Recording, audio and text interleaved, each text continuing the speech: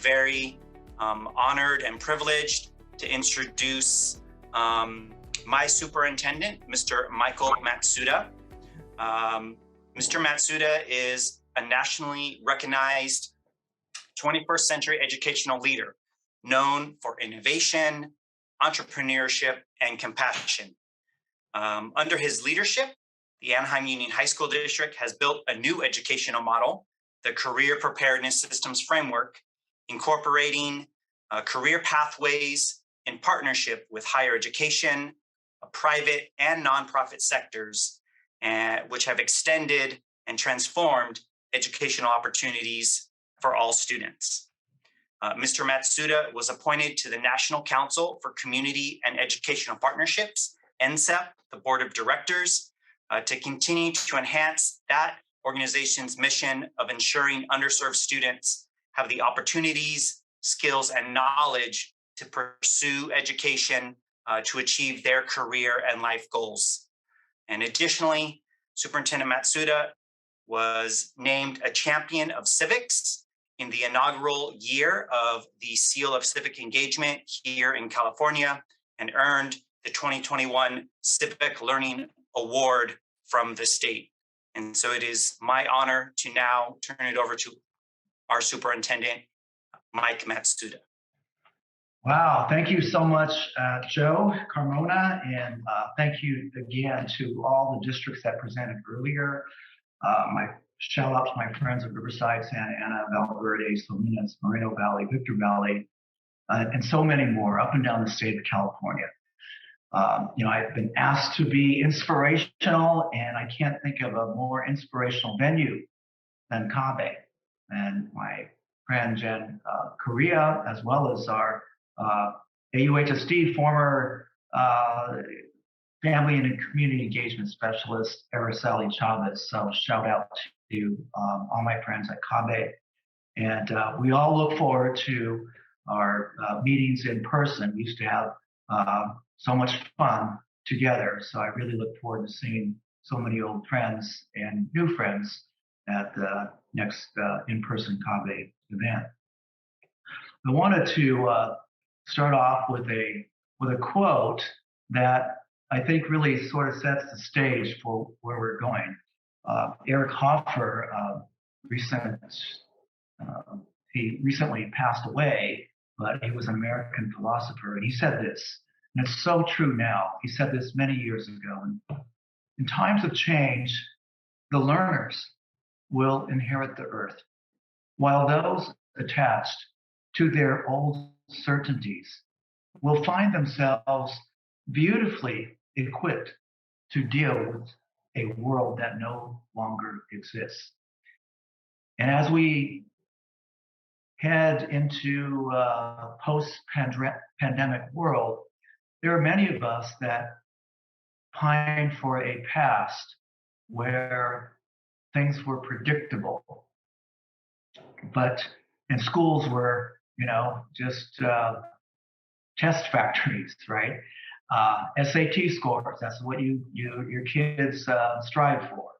But all of that has been wiped away by this pandemic. And moreover, the pandemic has revealed a lot of gaps in our systems and inequities in our communities that we at CABE always knew about. But I think now the general population is seeing many of those gaps exposed. And I wanted to introduce in the few minutes that I have to speak the concept of promotoras, because I think this is a way forward. Not only what AUHSD is doing about no longer teaching to the test, no longer really teaching the SAT and having that imposed to us as some sort of achievement gap. The real gap in society and in terms of social justice, going back to Cesar Chavez, Martin Luther King, Robert Moses, who started the Algebra Project, has always been about access to jobs, meaningful and purposeful jobs. And I think that is what we need to focus on as we move forward post-pandemic into this endemic world that they're talking about. This concept of promotoras is really about you, the parents, and the community members. First generation parents that work so hard for their children. Many of you who are immigrants from all over the world who came for this promise of this thing called the American dream. And as we all know, there were cracks in that American dream prior to the pandemic.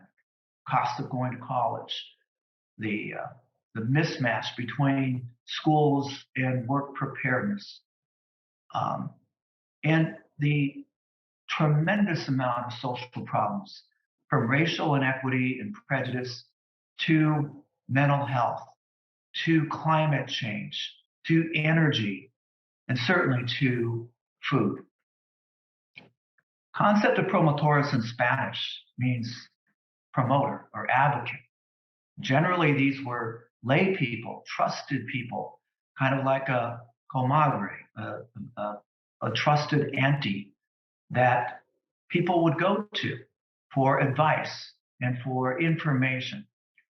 Well, in 1973 in Juarez, Mexico, they developed this concept of promotoras, training lay people, mostly women, but men too, to promote healthcare.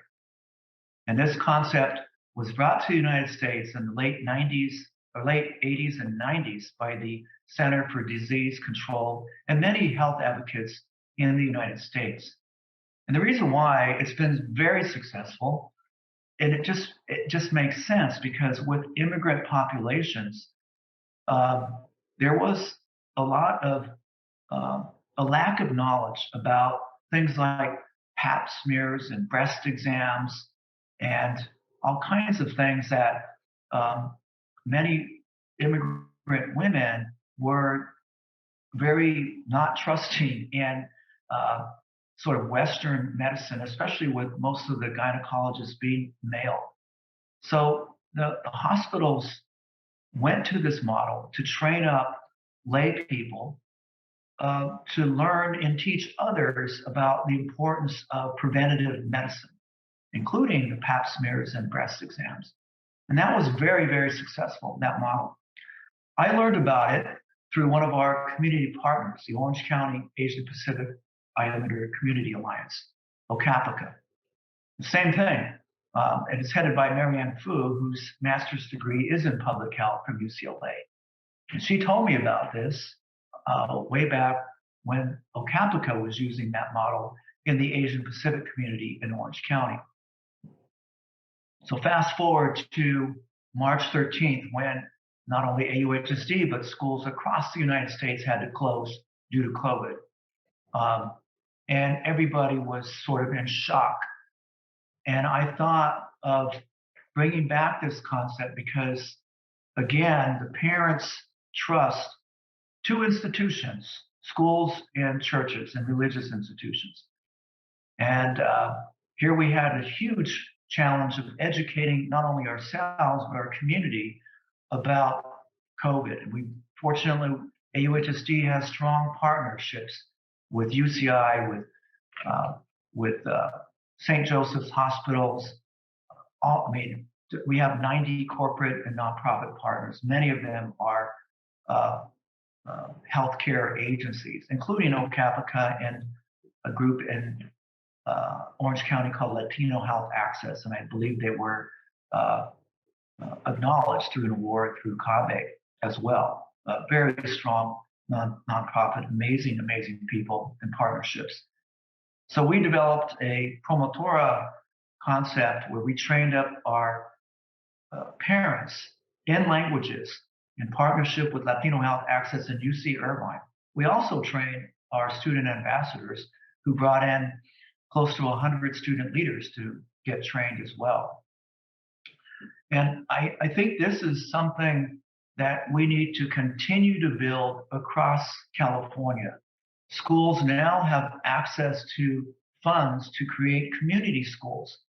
AUHSD, through the work of our district and led by Carlos Hernandez, has been building community schools at each of our sites. But now the state of California and actually the federal government also acknowledges how powerful this concept can be in transforming neighborhoods and communities to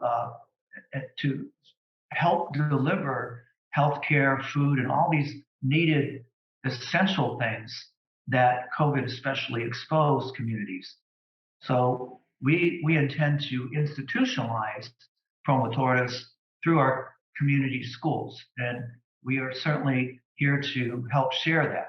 So these are some pictures of our parents who were trained and went out into the community talking to folks about COVID. We also did partnerships and town halls with medical doctors in different languages, obviously including Spanish, Vietnamese, Chinese, and other Korean and other languages as well. But you could see it was very well received by our parent who became trained and all what the doctors knew about this virus called COVID and what we can do to prevent it. So we go to the next slide, please. Some more pictures. You see some more pictures of the promotores. And the left hand is assigned with Latino Health Access. Much of the training came through them. And I think it was highly successful in terms of building trust, too, with the community as well. Our promotores worked with St. Anthony Catholic Church as well, and many of the religious communities to share information on the ground with parents and bringing the fight against COVID into our communities, led by parents and students. So we are expanding this concept in our community schools, and we are very proud to announce one of the first Agroscience laboratories, a community urban farm, to transform our neighborhoods. And the parents are going to have a big role in this project. So we can move to the short video that we have prepared.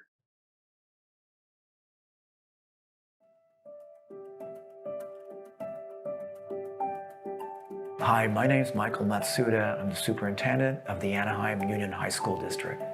I'm really excited to tell you about a very transformative project called the Magnolia Agroscience Community Center, first of its kind in the country, designed to be an urban agroscience laboratory, in effect an urban farm, which is going to transform the community from a food desert to a food and healthcare oasis. This project is a district initiative involving, in year one, at least 5 to 6 schools and teachers across the curriculum, from science to English to health to math. And we're going to have kids learn all about the basics of a food desert through data analytics, through census data, and developing sort of a baseline of the community and comparing that over time in terms of childhood obesity, diabetes, heart disease, and then have them also bring in qualitative data and surveys based on what they see out in the neighborhoods, and then start asking questions about how this has happened, what's going on, what policies have led to this. Like I said, a very transformative project that's going to change the landscape of food deserts, not just in Anaheim, but perhaps across this country, where students and community members can really take more ownership of their health and welfare.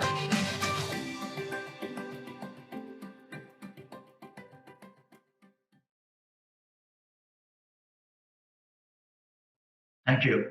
We had our first town hall last night, and nearly 300 parents and students participated. And again, shout out to Carlos Hernandez and his team and our community liaisons for helping to make that out, really make it a successful event. We had our partners as well, community partners. A lot of what we're doing cannot happen without partnerships. Schools are not capable themselves of dealing with so many social problems and challenges in our neighborhoods and communities. So it's really vital that we have educational leaders who can help build those partnerships from higher ed like UC Irvine, Cal State Fullerton, community colleges, to all these nonprofits and businesses who want to help, by the way. And so you bring all folks together with parents and with students, and some great things can happen. But we also created a new framework called the Career Preparedness Systems Framework. And real quickly, there are 3 drivers to this.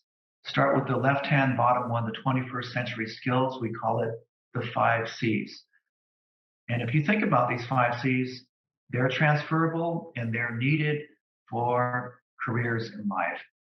So the 5 C's are collaboration, communication, creativity, critical thinking, and compassion.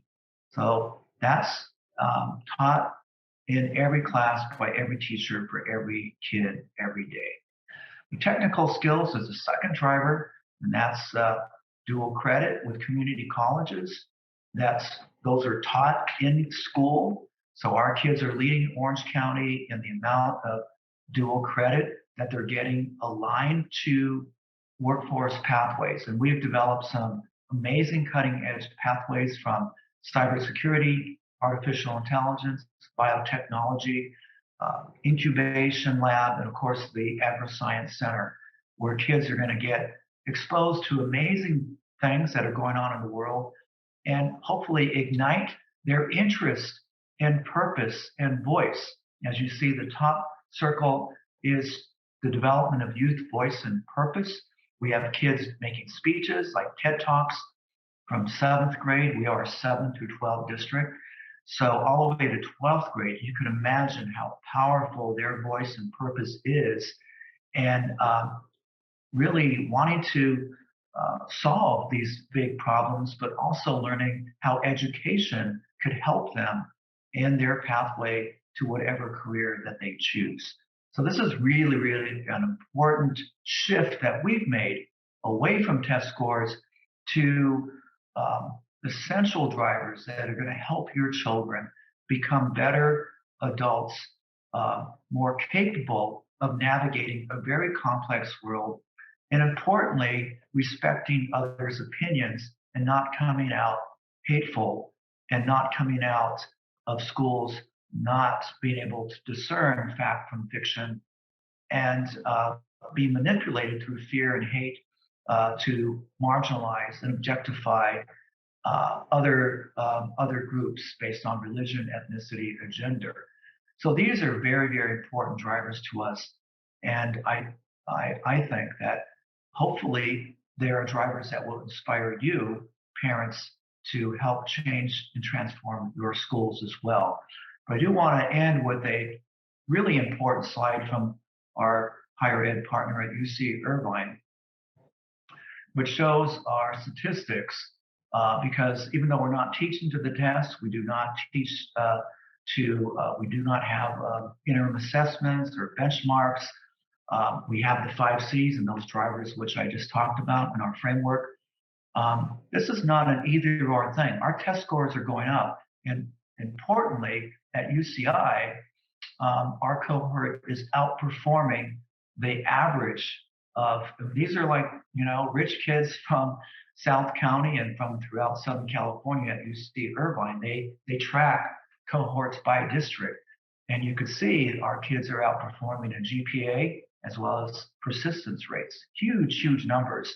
So UC Irvine and Stanford and others are now studying AUHSD in our framework to look for a transformative model that's not only going to prepare kids for college, but also prepare them for careers and life. So at this point, I'd like to thank you again. Hopefully, that always inspires me just to listen to our parents and our student voices and our teachers as well. This could not be done without teachers developing these amazing lessons and opportunities for kids to become engaged. So hopefully you guys get inspired to do the same. Thank you so much. And I think I hit the mark, right, Joe? Mr. Matsuda, thank you so much for that amazing presentation. And you were exactly on time. So we will put a smiley face next to your name for staying right on time. But again, right, I'm privileged to be able to work in a district that has this kind of a vision. And we hope that, these few minutes will continue to inspire all of you on your journey. And as always, we are partners in the network. So if you want to learn more about anything that Mr. Matsuda shared, please reach out to us through CEI, and we can continue to provide some additional information there. So thank you so much for joining us and giving us part of your time.